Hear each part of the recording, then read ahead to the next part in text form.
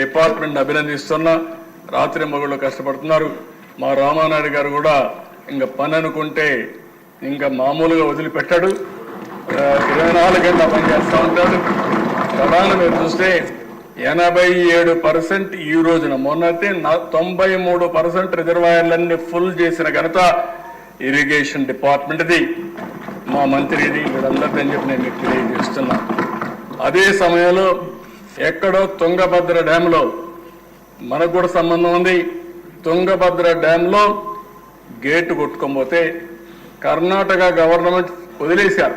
ఇంక ఈ గేట్ మనం ఏం చేయలేమని వదిలిపెడితే నా పేరు 1 సంవత్సరం అవుతుందంటే నా నోటీస్కి వస్తానే నేను మొట్టమొదటి ఫోన్ చేసింది రామానాయుడికి, కేశవ్కి ఫోన్ చేసి మీరు ఏం చేస్తారో తెలియదు వెళ్ళమంటే ఇద్దరు వెళ్ళి కన్నయ్య నాయుడు ఒక ఆయన ఉన్నాడు, గేట్లు పెట్టాలి, ఆయన ఎక్స్పర్ట్ కన్సల్టెంట్, ఆయన మాట్లాడితే ఆయన కూడా పాపం కంటేదో ఆపరేషన్ చేసుకుని నేను రాలేనంటే నా పేరు చెప్పంగానే నేరుగా సరే సార్ చెప్పాడు కంటి ఆపరేషన్ పనులు అద్దాలు పెట్టుకొని వస్తారని నేరుగా పోయి అసాధ్యమైన పనిని సాధ్యం చేసి గేట్లు పెట్టి ఫుల్ రిజర్వాయర్ నింపారు దేశ. ఈరోజు అక్కడ కూడా తలుచుకున్నప్పుడు చాలా సంతోషం అనిపించింది. మొన్నైతే కర్ణాటక గవర్నమెంట్ కన్నయ్య నాయుడికి అవార్డు ఇచ్చారు, సన్మానం చేశారు ఆ పని చేసిన దానికి. ఇవన్నీ చరిత్రల దిశ, అలాంటి చరిత్ర సృష్టించారు. దీనికి మనస్ఫూర్తిగా అయితే పని ఇప్పుడే అయిపోలేదు. మొత్తం రాష్ట్రంలో అన్ని ప్రాజెక్టులు పూర్తి చేసి ప్రతి ఒక్క ఎకరాకు నీళ్లు ఇవ్వగలిగితే అది ఒక చరిత్ర. ఆ దిశగా పనిచేస్తాం.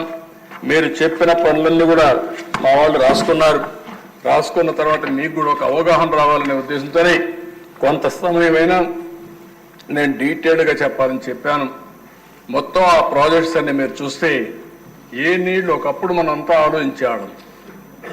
కరెంట్ వచ్చేది, ఎక్కడి నుంచి కరెంట్ వచ్చేదో మనకు తెలియదు.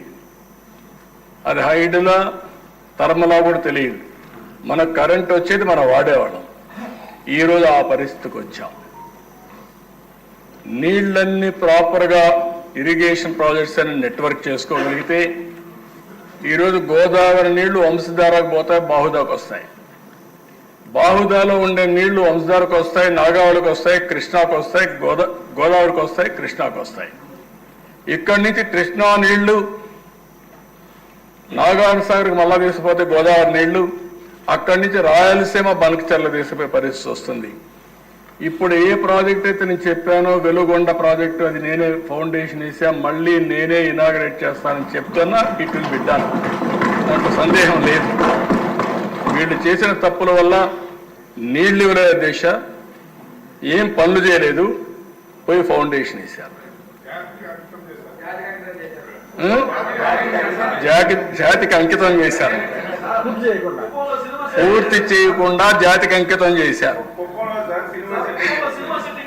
మా కుప్పానికి వస్తే దేశ నాకు కావాల్సిన సినిమా సెట్టింగ్ వేసి ట్యాంకర్లో నీళ్లు తీసుకుపోయి ఆ నీళ్లు వదిలిపెట్టి అక్కడ గేట్ కూడా సినిమాలో సెట్టింగ్ మరిని పెట్టారు దిశ.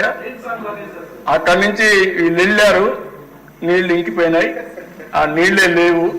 ఇప్పుడు నేను అడిగితే మా వాళ్ళు నీళ్లే రావు సార్ అక్కడికి అంటే, ఇప్పుడు ఒకటే చెప్పాం, హంద్రీ నీవా వెడల్పు చేస్తున్నాం, దానికి కూడా ఈ సంవత్సరమే పని పూర్తి చేస్తాం. నెక్స్ట్ ఇయర్కి ఎక్కువ నీళ్లు తీసుకొస్తాం. అక్కడి నుంచి ఆ నీళ్లు తీసుకొచ్చి హంద్రీ నీవా కుప్పానికే కాకుండా మడకసరికి తీసుకెళ్తాం. ఎప్పుడూ నేను హామీ ఇచ్చాను.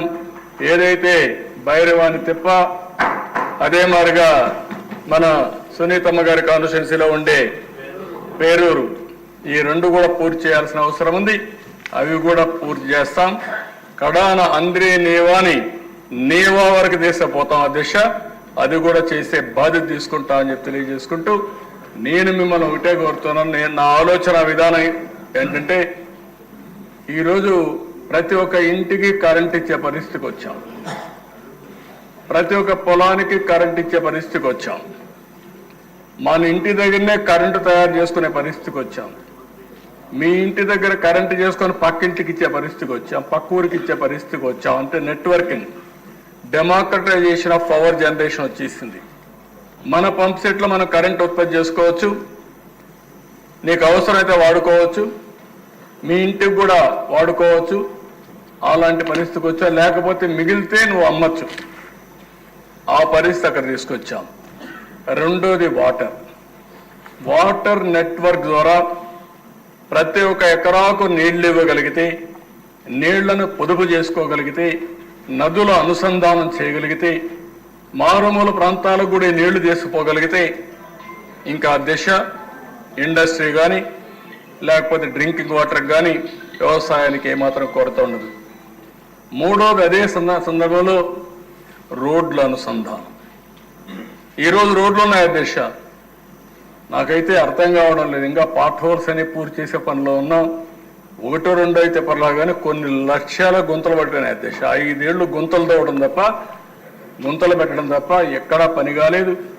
850 కోట్లు శాంక్షన్ చేశాం. ఇప్పుడిప్పుడే పనులు అవుతున్నాయి. జనవరి మళ్ళీ ఎవరైనా కానీ మన రాష్ట్రానికి ఫెస్టివల్స్కి వస్తే మెరుగైన రోడ్డు వ్యవస్థ కనపడాలనే ఉద్దేశంతో ఒక దృఢ సంకల్పంతో ముందుకు పోతున్నాం. కానీ ఇంకా దాంట్లో చాలా సమస్యలు ఉన్నాయి. మీరు కూడా ఆలోచించండి, వినూత్నమైన ఆలోచనలు ఇవ్వండి. కొన్ని ఆలోచనలు చేస్తున్నాయి. ఇప్పుడు మన దగ్గర డబ్బులు లేవు కానీ ఆలోచనలు ఉన్నాయి. ఈ విషయం మీరందరూ గుర్తుపెట్టుకోవాల్సిన అవసరం ఉంది. ఒక ఆలోచన దేశాన్ని మారుస్తుంది, ప్రపంచాన్ని మారుస్తుంది. అలాంటి అనేకమైనవి వచ్చాయి. ఇప్పుడు ఈస్ట్ గోదావరి, వెస్ట్ గోదావరి ఒక ఆలోచన మాత్రం. మొత్తం 2 జిల్లాల్లో ఉండే రోడ్లన్నీ నేను అవుట్ సోర్సింగ్ ఏజెన్సీ ఎవరైతే బాగా చేయగలుగుతారో ఒక టెండర్ పిలిచి నేషనల్ హైవేస్ వారిగా మొత్తం ఇస్తాం. విలేజ్ నుంచి మండలానికి ఎక్కడ కూడా టోల్ ఇవ్వం, మిగిలిన టోల్ ఇస్తాం. అది కూడా కార్లు, లారీలు, బస్సులు వాళ్ళే ఇస్తారు. ట్రాక్టర్లు, స్కూటర్లు, ఆటోలు ఏవి ఛార్జెస్ ఉండవు. దీనివల్ల కొంత డబ్బులు పే చేయాల్సి వస్తుంది.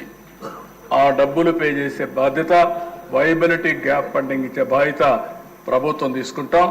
ఇది బాగుందంటే మీరు ప్రజలందరినీ కన్విన్స్ చేయగలిగితే నేను ఇమ్మీడియట్గా పని ప్రారంభిస్తా. బాగలేదు అనుకుంటే మన గుంతల రోడ్లనే తిరుగుదామంటే నాకేం అబ్జెక్షన్ లేదు. దీనికి కూడా అపోజిషన్ చేసే వాళ్ళు ఉంటారు కానీ సమస్య పరిష్కారం చేయరు, గోతులు పెడతారు. గోతులు పూడుస్తామంటే మాత్రం అన్ని నువ్వే చేయాలా, డబ్బులు లేకపోయినా నువ్వేం చేస్తే లేదు.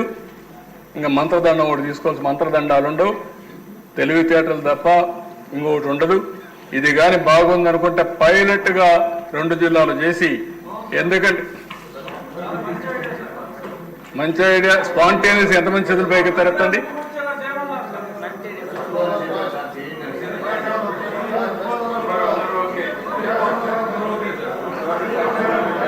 ఓకే, నేషనల్ హైవే రోడ్స్ మారిగా అంటే నీకు ఒకటి ఉంది, మనం చెప్పకపోయినా ప్రజల్ని మోసం చేయక్కర్లేదు. నేషనల్ హైవే మారిగా ఎవరైనా సరే స్కూటర్లు, ఆటోలు వాళ్ళ దగ్గర ఎవరు ఏం చేయరు. మిగిలిన వాళ్ళు యూజర్ ఛార్జెస్ కింద పే చేసుకోవాల్సి వస్తుంది, పే చేస్తారు.